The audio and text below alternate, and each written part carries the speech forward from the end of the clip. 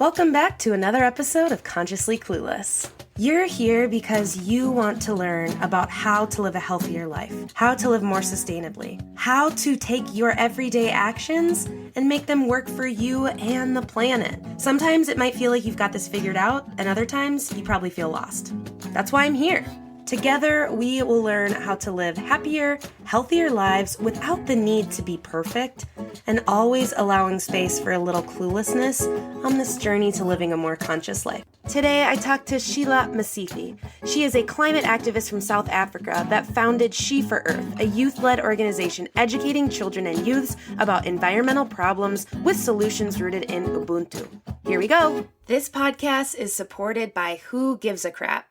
Who Gives a Crap is an eco-friendly toilet paper company that donates 50% of its profits to help ensure everyone has access to clean water and a toilet within our lifetime. Who Gives a Crap has donated almost $8 million to nonprofit organizations who help provide clean water and toilets all over the world. Who Gives a Crap is delivered straight to your door with carbon neutral delivery. I love that it comes that way. I don't have to think about it. It's an automatic subscription, and I want you to try it. You can check out Who Gives a Crap and get $10 off your first order over $54 with the code CARLY10. That's CARLY 10, or check out the link in the show notes. You're in South Africa, correct? So I like to start the podcast by kind of explaining the origin of the name. So the podcast is called Consciously Clueless. And that was this idea of realizing that we're all on this journey of like trying to figure it out and trying to be more conscious. And then also just like sometimes we have no idea what we're doing and we're totally clueless. So I like to ask people like, where are you feeling in between those two right now? Are you feeling more clueless, feeling more conscious? Actually, for me, it's quite more like, those feelings of, cluelessness as well as, consciousness. So it's like, there isn't really a standing point where it's like, yeah, now I'm conscious about, what's going on and everything. Yeah, I like that idea of like we're never really done learning, right? So you founded She for Earth, and that is how I found you on Instagram. I was so inspired by the work you were doing and that you were starting this organization. So Okay.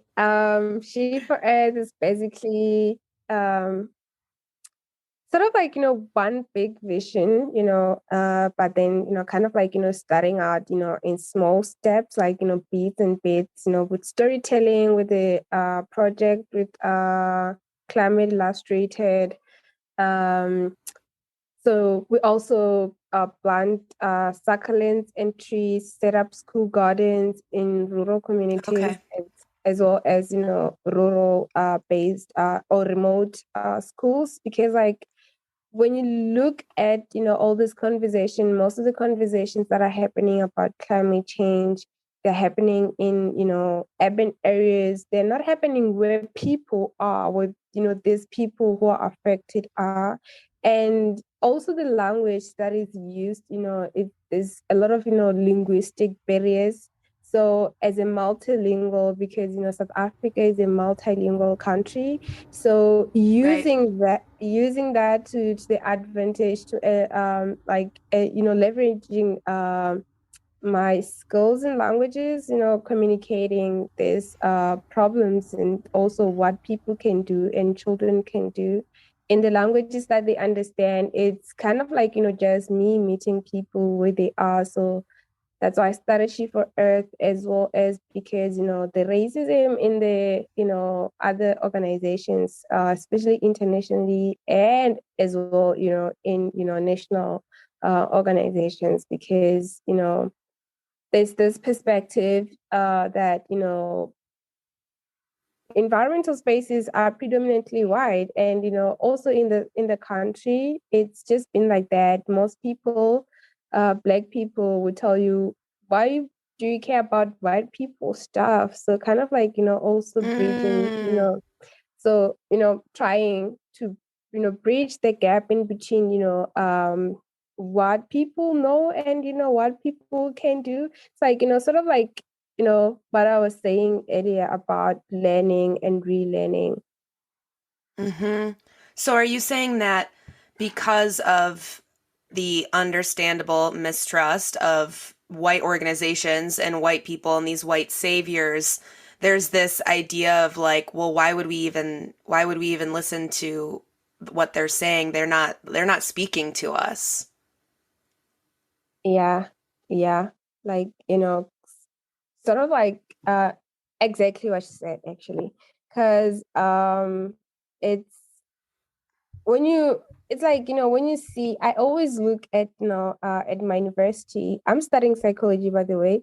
So I have a lot of, Hmm, people that I know, acquaintances and, friends and contacts in the environmental spaces like botany, environmental, sciences, zoology, and, environmental economics as well. So what I say is like, most of this, spaces in, especially in zoology and botany, you're gonna find white people, predominantly white right, people. It's not easy to find black people there, especially even in leadership positions. So it also, that alone also builds a certain narrative that, this is a white space.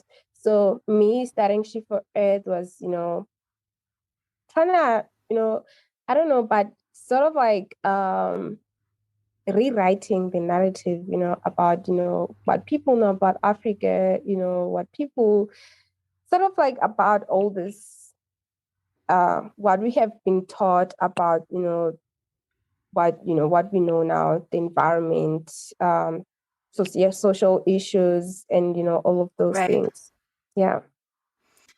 So where did that's first of all, that's amazing. And I didn't even realize that you're in university. So how old are you, if I can ask, that you're already doing all this activism? I actually, I just turned 23, I think a few days Okay. ago. Yeah. Well, happy belated birthday. Thank you. But I think that's one of the things that is so inspiring too, is that um, there are so many young people that are taking this fight into their own hands. That they're just like, this isn't working. What has been done is not working. Obviously, look at the planet. So like we have to take this into our own hands. So what were you seeing or what were you experiencing that inspired you to do this work? Okay. This is kind of like, going back home and, back in the Yeah. days. I Mm-hmm. actually grew up in, three different villages, and one of the villages is where I actually spent my entire early childhood. So I spent my time with my grandmother and my great grandmother in their farms. Mm. They both had farms. Both of them, they had their own farms separate, and, different locations as well. The other was in the mountains. The other was like, in a very good landscape, next to Wow. one of the main rivers in the region. So learning from my great grandmother and my grandmother about, I didn't care about that shit back then. So it was like, I just loved being away from my mom. So it's like, spending time with my grandmother. Kids who grow up with their grandmothers, so spoilt and all of that. So I just wanted the freedom of, doing whatever I wanted. So Yeah. it was fun running around the fields and the farm. So, doing whatever and, messing around with the crops and the seeds and everything. So I saw my grandmother and my great grandmother conserving seeds. They were not even using fertilizers like industrial commercial fertilizers. They just, kind of like, everything was organic. And Yeah. now when I look back at that, I was like, this knowledge is actually even dying out. I don't even know anybody Mm. anymore who actually possess this, knowledge. And then last year, December, I think I started like during Christmas. I started like, something else. I don't want to call it a project or anything because I'm still kind of like, just figuring it out. But I was Yeah. like spending time with grandmothers in different villages, trying to learn about the different methods they use to take care of the land, how they conserved seeds, how they preserved food. So it's kind of like it's fun when you are like learning about it now, but back then as kids we just didn't care, like it didn't matter. And even now, not as many young people are into that kind of stuff. So now, because like, all that, growing up in the farm and, spending time with my grandmother and my great grandmother. So in 2017, when I came to the university, I I think 4 months down the line, I met a certain girl. She's an artist, an incredible artist. And then she introduced me to a friend of a mutual friend of hers. So he's actually a zoologist. So then I started volunteering in his laboratory in, zoology. And then it was like, I think it was like 2 months after I started asking my professor about environmental psychology. I don't remember where I got that stuff, but I was like, you know what, this environmental psychology thing is a thing and it should be looked into. So we kind of like, had an argument with my professor, but, he was like, you can still do it. And, I was like, I started, going into different things and trying to find out stuff.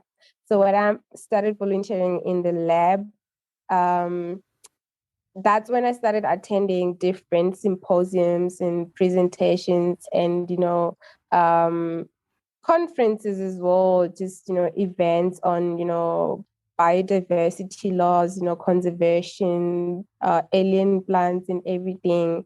So it was like, it was like sort of like, it felt like reliving my childhood again. So Mm, yeah.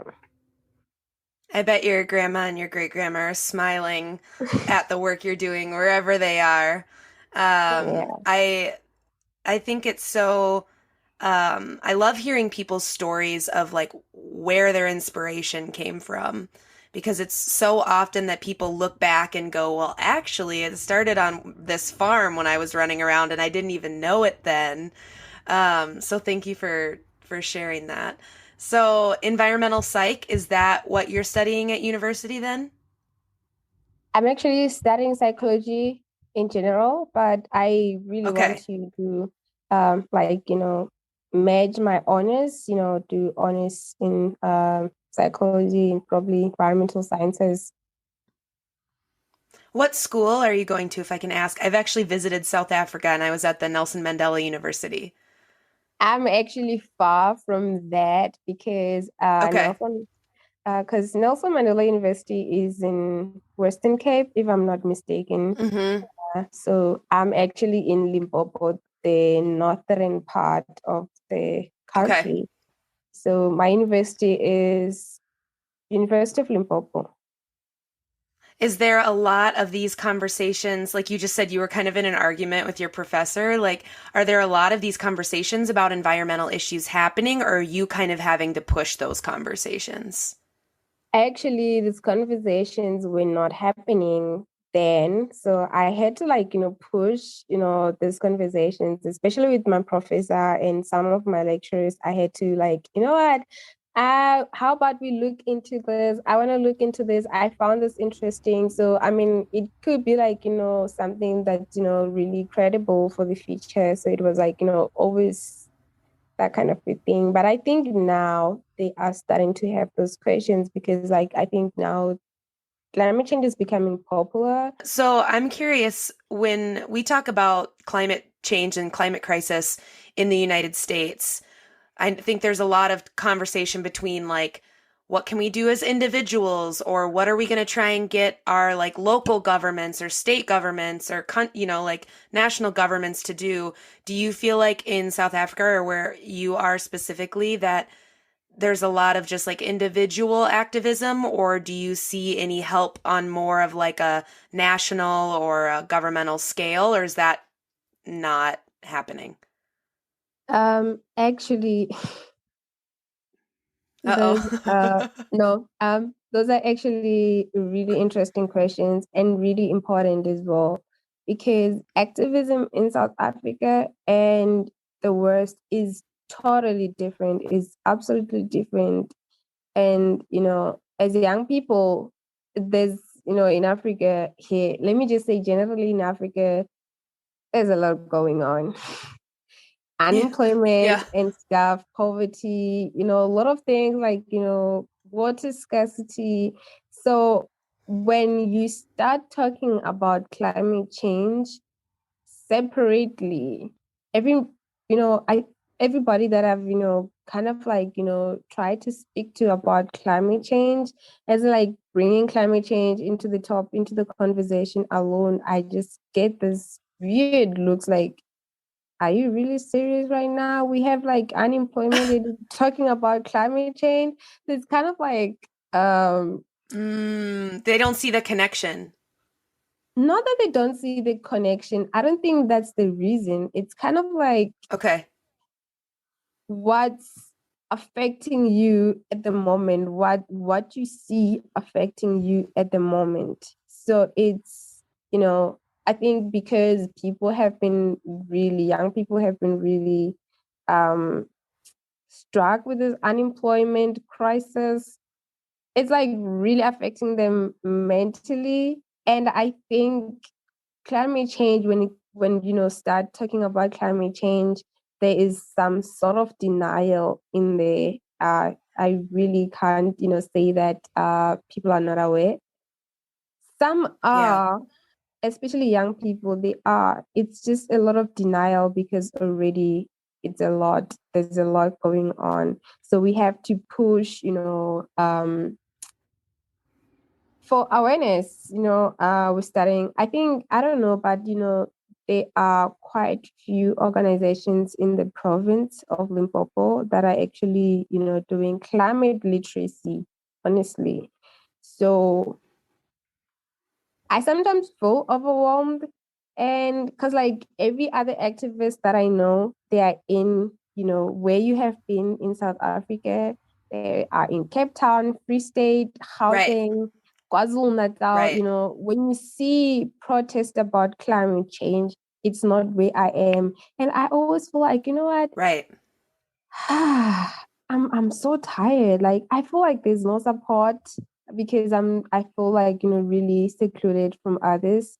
But when I see them doing what they are doing, it's really, I just like feel so relieved at the same time because taking the government to court, it's like really a huge thing. And it's like, it's sort of like, yeah, we're tired as, citizens, and we want, the government to also listen to us and see us. And when you see protests about beach, on the beaches and stuff, it's like you Mm-hmm. get like, really relieved that at least people are doing something. You don't feel like you're the only person who's actually aware. So it's a lot like, other are lobbying, governments to do the right thing, policy. I also like, submitted a not so long ago, there was like in I think actually in February this year,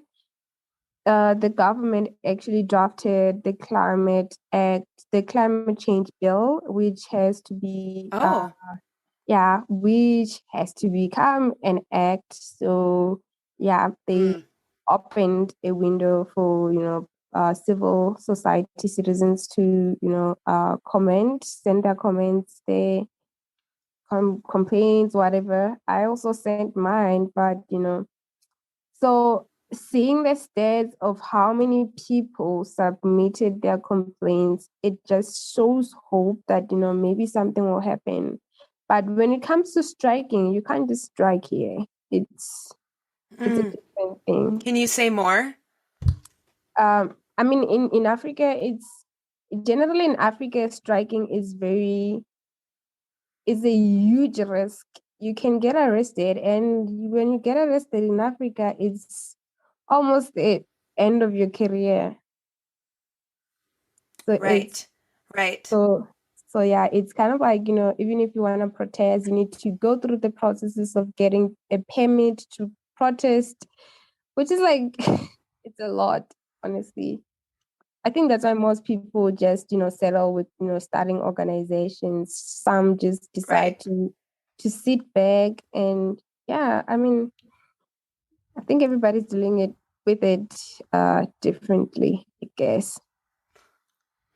Well, and I think one of the things that we have had in the United States for a long time, but given a lot of the mass shootings and the um, targeted people of color dying at the hands of officers and all of that, I think there's this growing mistrust for more people in like governments and that ability to do anything. Do you feel like in South Africa, with its political history and everything, do you think there's a trust in the government when they do stuff like that? Like, is there a trust like, oh yeah, that this bill will become an act and this will change? Absolutely not. Mm, There's a lot. There's a growing uh distrust in the government, especially our president. mm-hmm.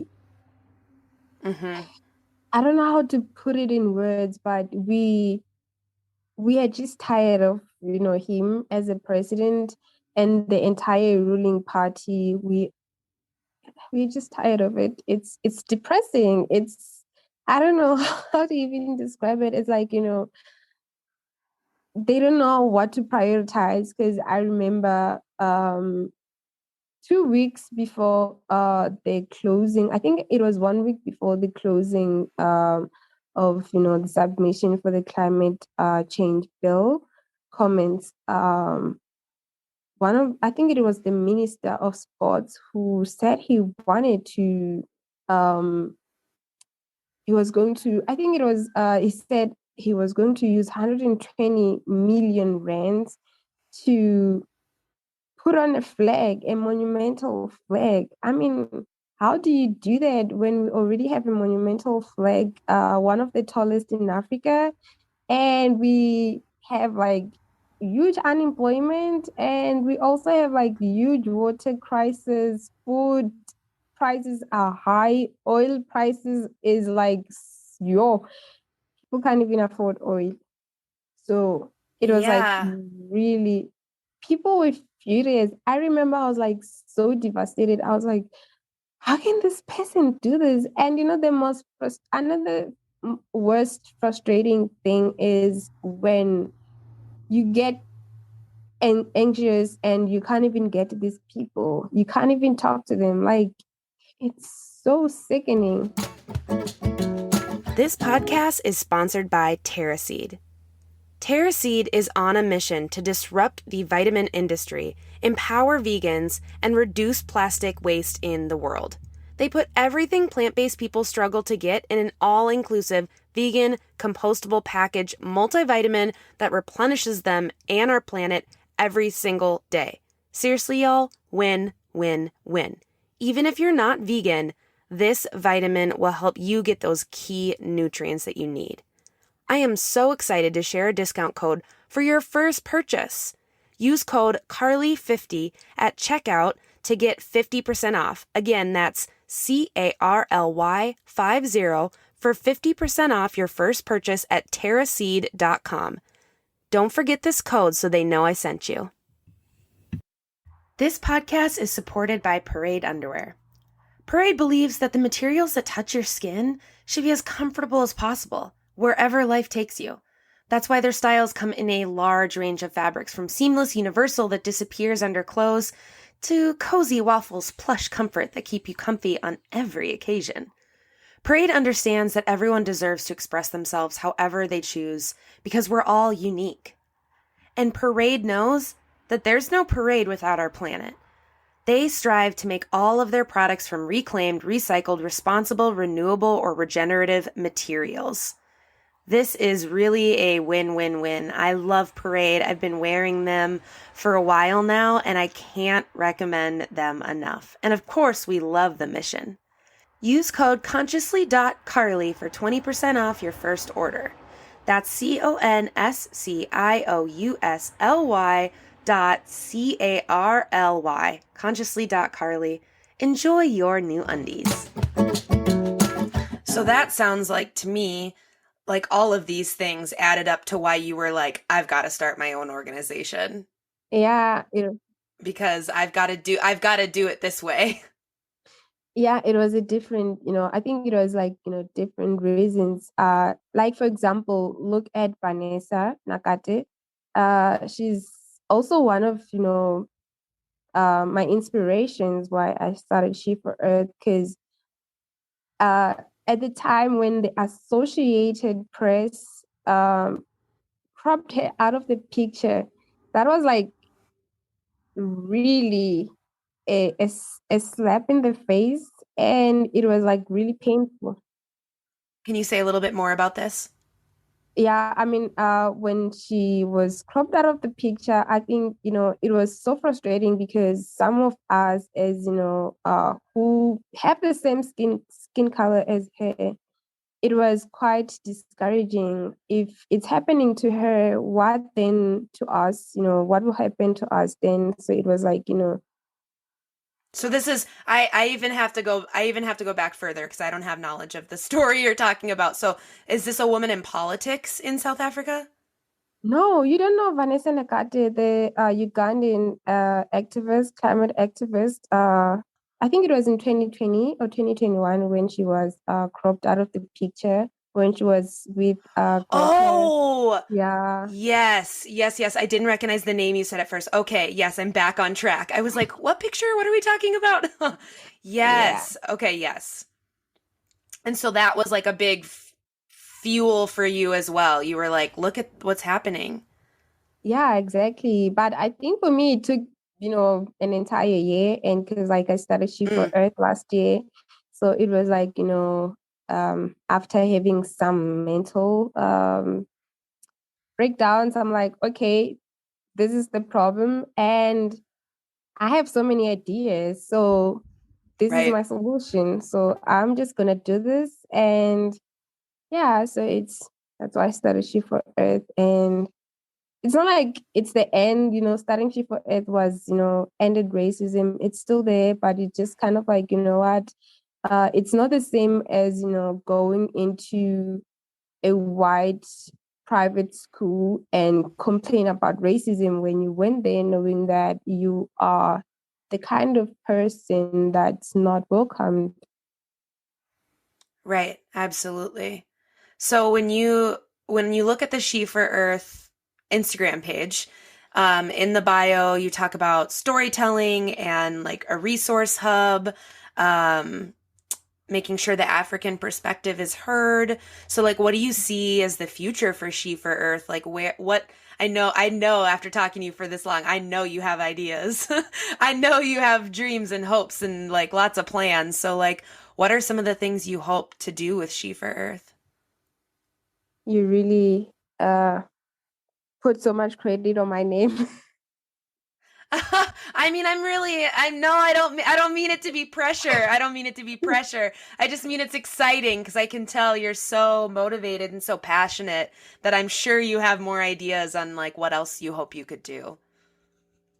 Actually, my vision for She for Earth has always been for it to be as cool, like, Mm, you know, kind of like, you see how our educational system is. It's even worse here in South Africa. Like, it's just like it's frustrating. Like the curriculum itself, it I feel like, as much as it's not preparing children and young people, to for the for what we are going through or the reality that we are living in. Look at what is happening, digital transition, net zero, whatever energy, it's like, all these transitions need reskilling. They need a lot of, practical skills and all of that. And when you look into the curriculum itself, it's not even providing that.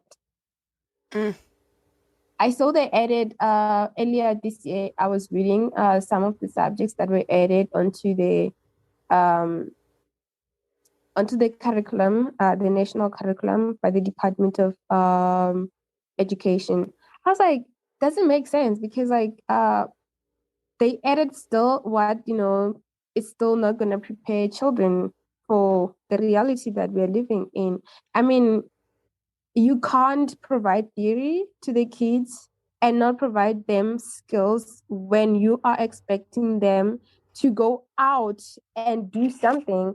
It just doesn't make sense. It's like you are blinding them intentionally. So it's, sort of like you are showing them how, you are showing them what to think and what to see, and not, teaching them how to think and, ooh, choose to see the world themselves.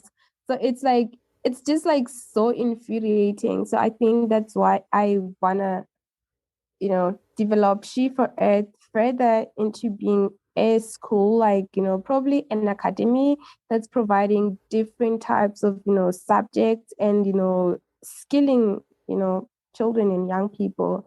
And also because there's a high number of children, getting pregnant in the country, high mm. school girls, and that's like really frustrating because already we have like Africa.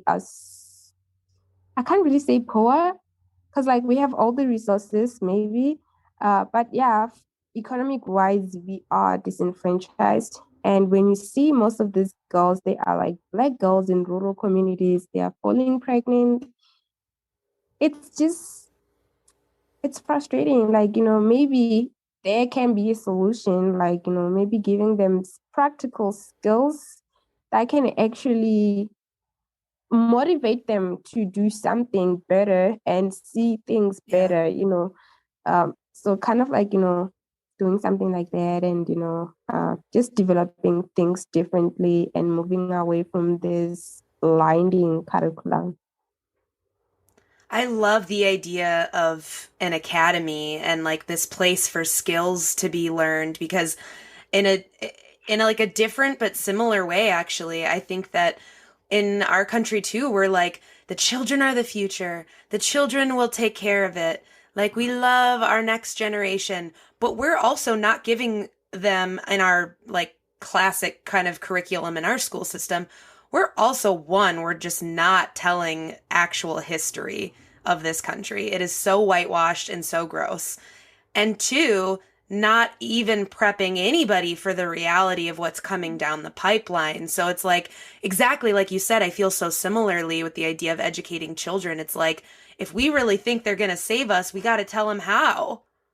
Like Exactly. what we're Show them if we don't how. give them information, then what are they supposed to do besides feel anxious and overwhelmed like the rest of us? Exactly. Because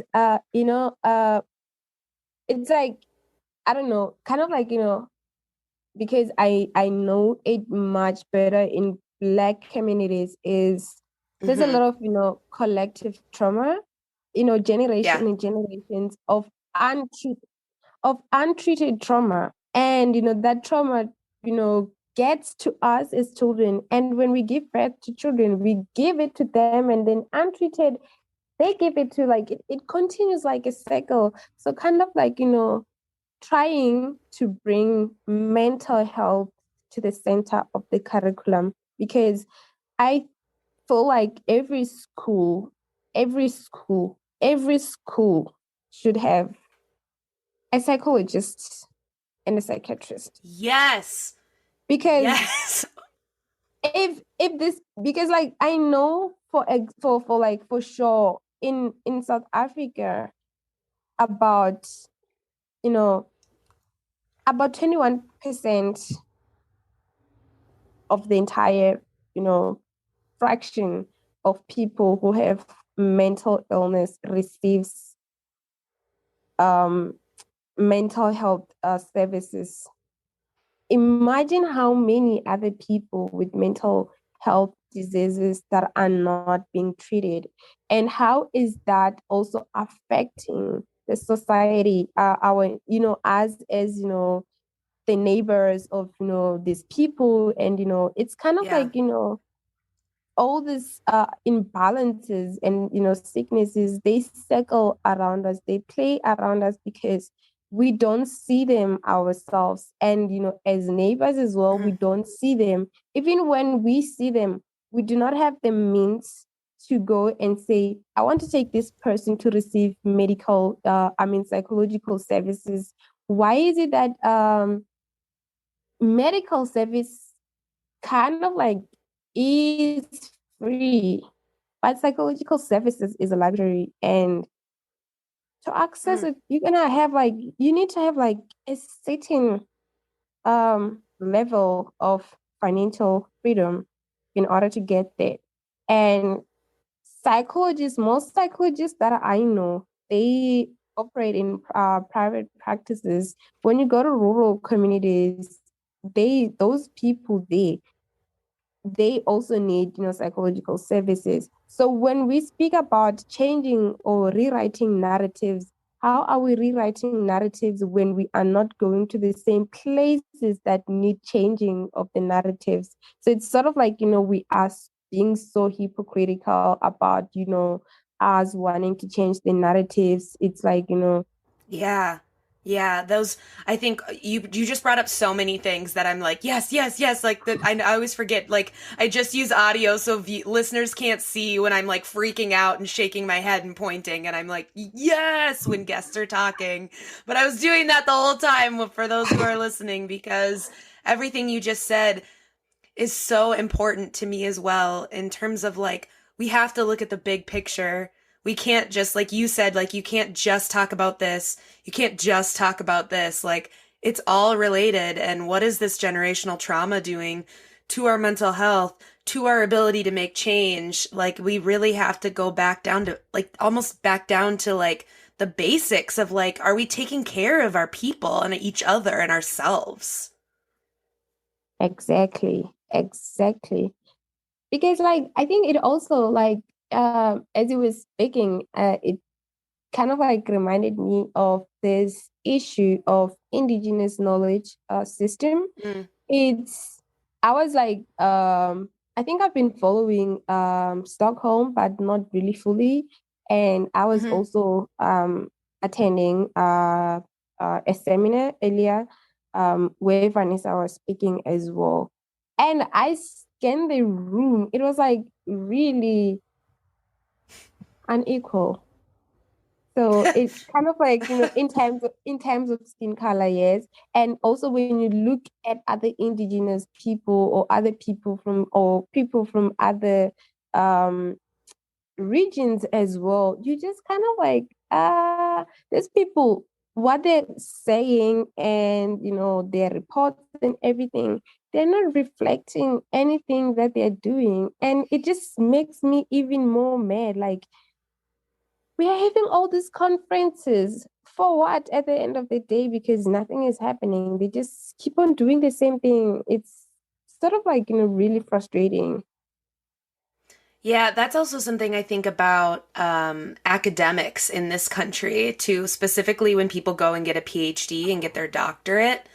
It's like, that's great. I think that's amazing on some levels, and, some professions require it. Like, I'm glad my doctor has a doctorate and that kind of stuff. But I do think there's this, that phrase like of academics like sitting in the ivory tower, right? Like this idea of like doing all this research about all these other people and all these other issues so they can just present on it and be like, look what I found, and then walk away. And that was always an issue with me in academics is like, great research, but what the hell are we going to do about it? Like, what's your solution to the problems you just pointed Exactly. out? I don't want a presentation about the problems. I know the problems. I want you to research like what the hell to do next. Yeah.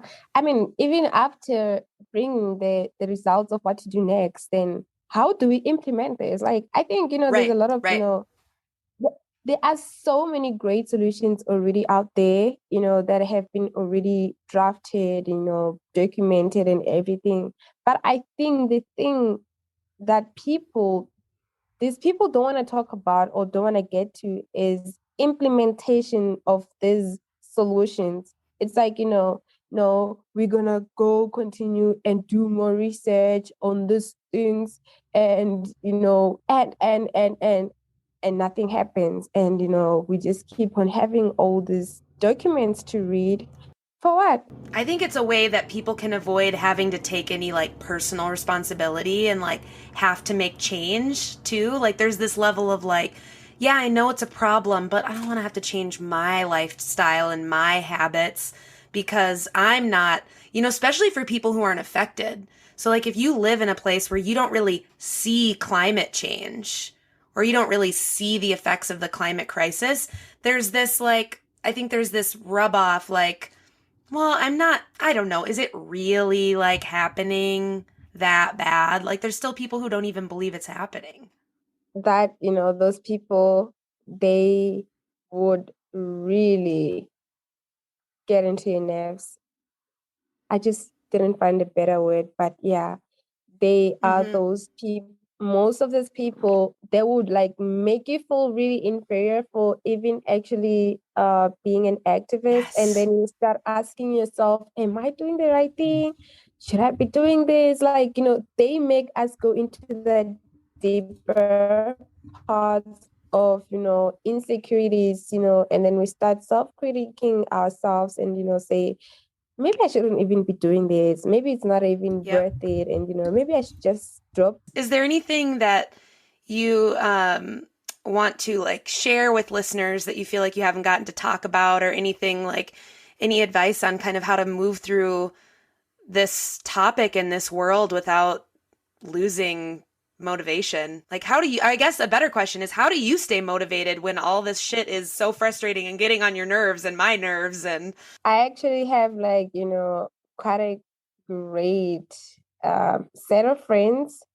Um, mm, Actually, Dallas Scott, he's from Bermuda. We don't talk, all the time. We just like,